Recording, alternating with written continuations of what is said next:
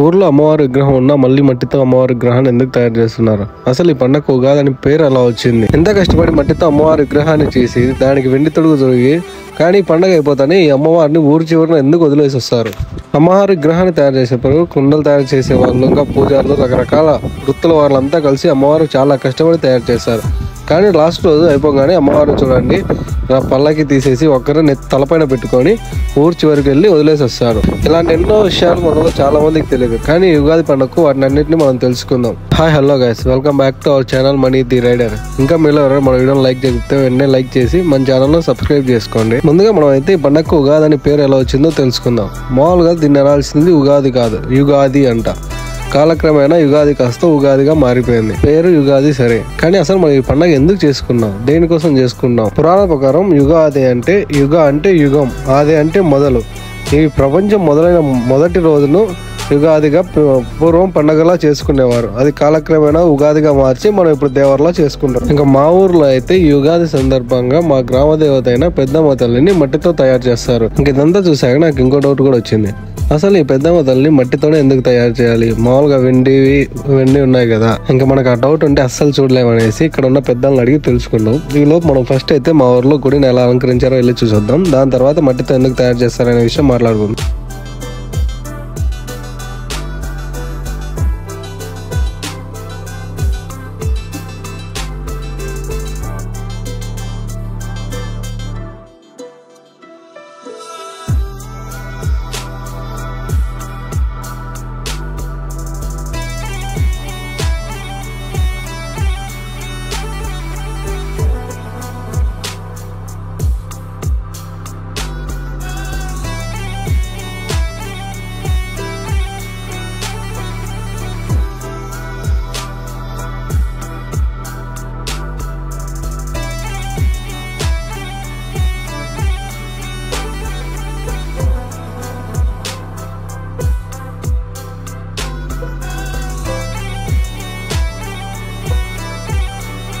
అమ్మ మేము అలా వెళ్ళి ఇలా వచ్చే లోపల చూడండి మొత్తం హౌస్ఫుల్ అయినట్టు మొత్తం ఎర్రగంతా ఫుల్ అయిపోయింది. ఇంకా మేము వెళ్ళడానికే చూడలేదు. ఇంకా మేము అలా వెళ్ళి ఇలా వచ్చే లోపల అమ్మవారు మట్టితో తయారు చేయడం అయిపోయింది.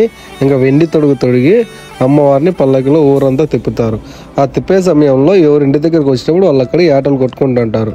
స్టార్టింగ్ ఇక్కడ అమ్మవారు ఎత్తగానే ఒక బల్లి పిల్లను బలిస్తారు. ఇంకా మనం ముందుగా అనుకున్నట్టు అమ్మవారిని మట్టితో ఎందుకు తయారు చేస్తారంటే అమ్మవారు మా పురాణాల ప్రకారం మా పూర్వీకులు కూడా ఎప్పటి నుంచి అమ్మవారిని మట్టితోనే తయారు చేసేవాళ్ళంట. అలా ఎందుకంటే అప్పట్లో ఎవరి దగ్గర బంగారం వెండి అనేది లేదు.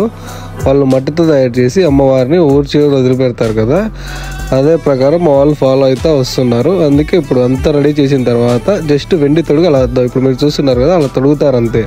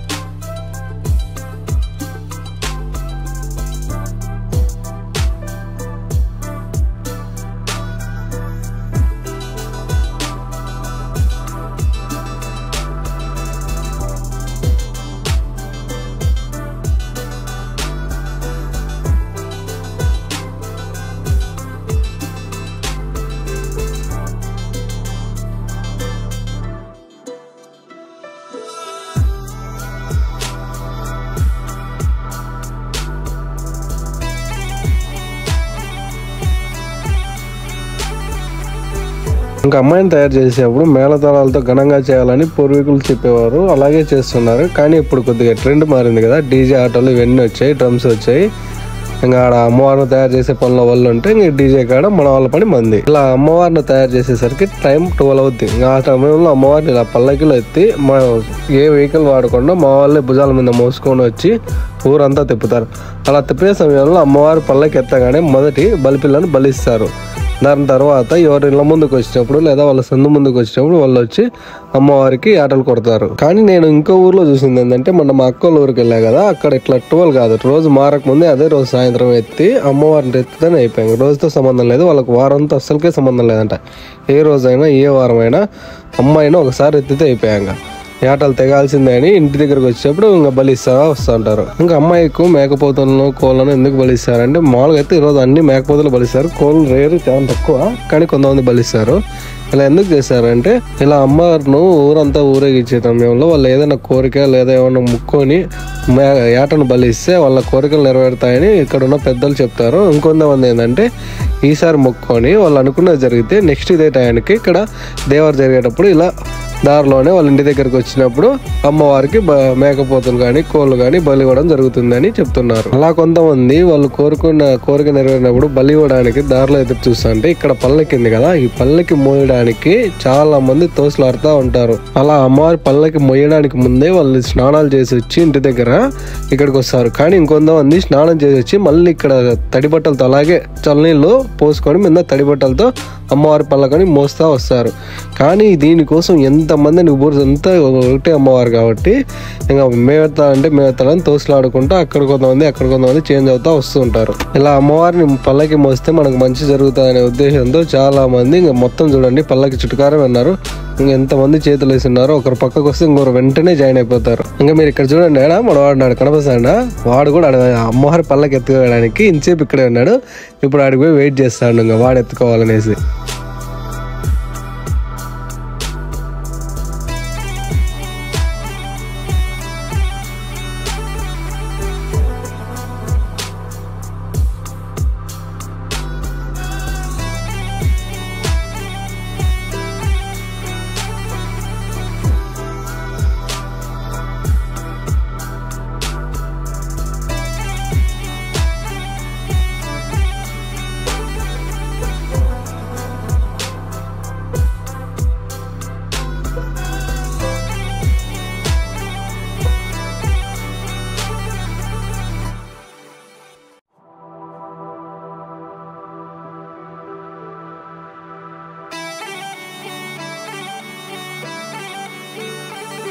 ఇంకా అలా అమ్మవారి తల్లి మొత్తం గ్రామం అంతా తిరిగి దేవాలయానికి అయితే చేరుకుంటుంది.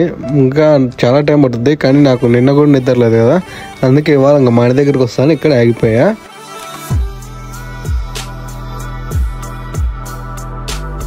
నైట్ చీకట్లో ఇంకా నిద్ర మొత్తం అసలు చూసుకోవాలా, కానీ బద్దలు లేచి చూసారు మొత్తం అయితే షాక్. చూడండి బండి మొత్తం బ్లడ్ అడిపోయింది.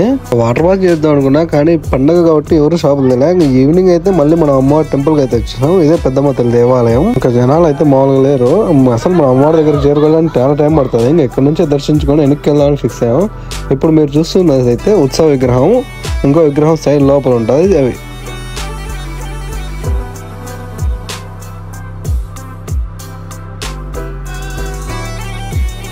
ఇంకా దేవరం అంటే మామూలుగా ఉండదు కదా, బొమ్మలు మొత్తం అయితే టాయ్స్ ఏం కావాలని అన్నీ వచ్చాయి. పిల్లలకు ఆడుకోవడానికి కూడా చాలా ఉన్నాయి.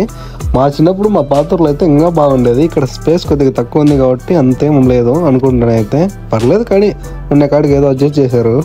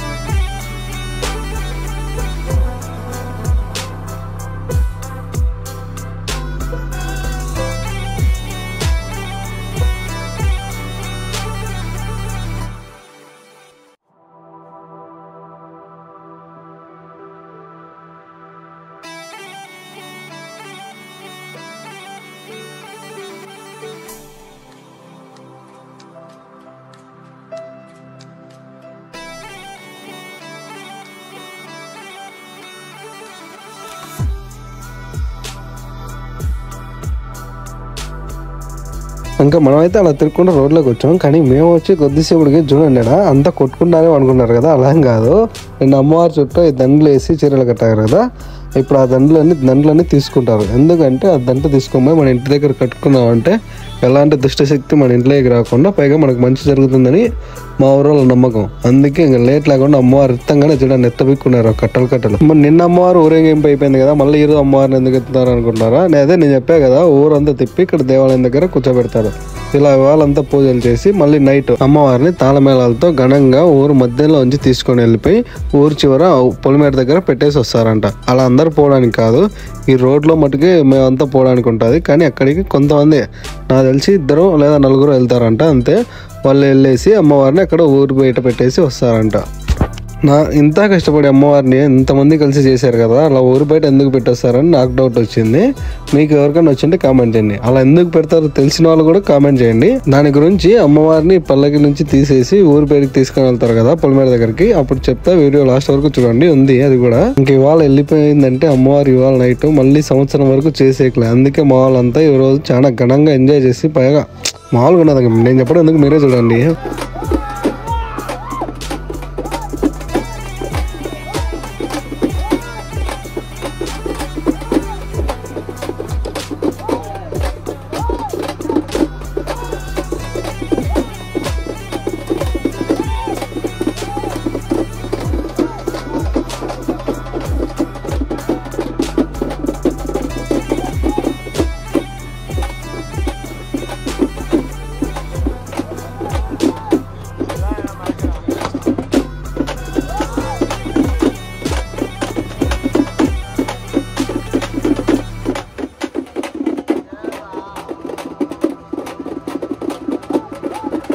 ఇంకా ఇంతవరకు ఇక్కడ వరకు ప్రజలంతా రావాలి. ఇక్కడ నుంచి కొంతమంది అక్కడ చూడండి తల మీద పెట్టుకొని వెళ్తున్నాడు. అమ్మవారి పల్లకి అంతా తీసేసి ఊరికి తొడుగులు కూడా తీస్తారు. మట్టి విగ్రహం అమ్మవారిని మాత్రమే ఇక్కడ నుంచి తీసుకెళ్ళి కొంతమంది ఇల్లు కూడా అక్కడ కొన్ని ఇల్లు ఉంటాయి అక్కడ వరకు ఆగి మిగతా వాళ్ళు మాత్రమే అమ్మవారిని ఊరు చివర అంటే పొలిమేర దగ్గర కూర్చోబెట్టి వస్తారంట.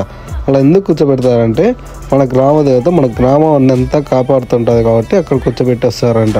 అలాగే మా గ్రామ దేవత మన గ్రామాన్ని అంతా కాపలా కాస్తూ రక్షిస్తూ వెళ్ళ ఉంటుందంట. మీరు అనుకోవచ్చు ఇక్కడ దాకా వచ్చిన వాళ్ళు మీకు 600 పోవడానికి బరువు అని, అట్లేం లేదు.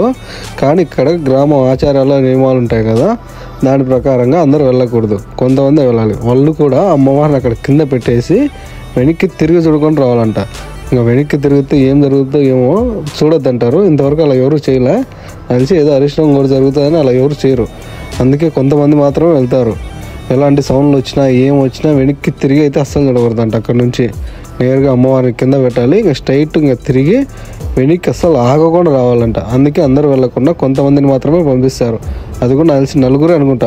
ఇంతటితో మా ఊరు దేవర అయితే అయిపోయింది. మళ్ళీ సంవత్సరం వరకు వెయిట్ చేయాల్సిందే. మీకు ఈ వీడియో ఎలా అనిపించిందో కామెంట్ చేయండి. ఇంకా అలాగే ఈ వీడియోను మీ ఫ్రెండ్స్ లేదా ఫ్యామిలీలో ఎవరైనా ఏదో కొన్ని వర్క్స్ వల్ల ఏదో రాలేక అక్కడే ఇరుక్కుపోయింటారు కదా, వాళ్ళకి షేర్ చేయండి. ఎందుకంటే వాళ్ళు లైవ్లో చూడకపోయినా లైవ్ చూసినట్టు ఉంటుంది. ఎందుకంటే చాలా మంది ఎక్కడెక్కడో పనుల కోసం వెళ్ళి అక్కడే ఉంటారు. కానీ ఏదో పండగకైనా ఇంటికి వస్తామని నమ్మకంతో ఆస్తూ ఉంటారు. కానీ కొన్ని కారణాల వల్ల రాలేకపోయిండొచ్చు.